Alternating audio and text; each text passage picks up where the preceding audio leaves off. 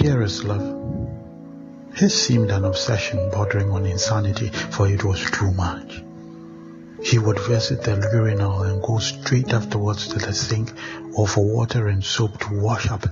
And if it is to the washroom, then, first and foremost, this he normally would do in the morning before his bath. But if he had stomach trouble, he would travel all the way from the lecture hall, past all the washrooms around the lecture theaters to the hall, and there go and do his business. And you ask why? The reason is simple. When it is number 2, he would always take a bath afterwards, even if 10 times a day he would. He says it, but at least he never forces anyone to be like him. But if you ever want to be touching him, or touch his food, or cook for him to eat, then you better not let him see you. Sorry. You better make sure you always wash up after going to the loo. I say this because I once at a market just outside the hostel, I was waiting for one woman who sold smoked fish. She had just gone to the back and I knew she had gone to the washroom. She rushed out because the other sellers called that she had customers.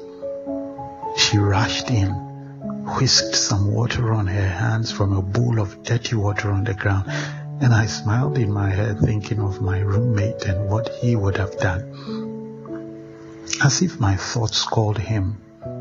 As I was walking away, I saw him get down from a taxi and I waited for him.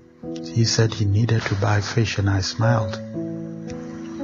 I know how he is fussy about his cooking, so I did not say anything about buying some already.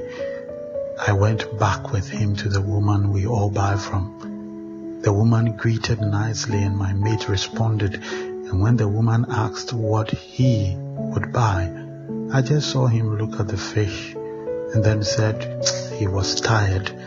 He would wait for tomorrow to get it. I laughed in my head because I knew it was not tiredness. Somehow he had sensed that woman had come from the washroom. He always knew. I just don't know how. But he always knew, and he would rather starve than eat anything from anyone who came from the washroom and came to touch food.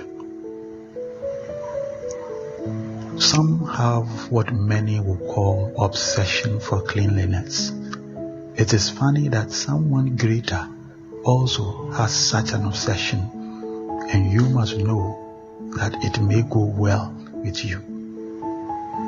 You must have a place outside the camp to go and relieve yourself, and you must have a digging tool in your equipment so that when you relieve yourself, you can dig a hole and cover up your excrement.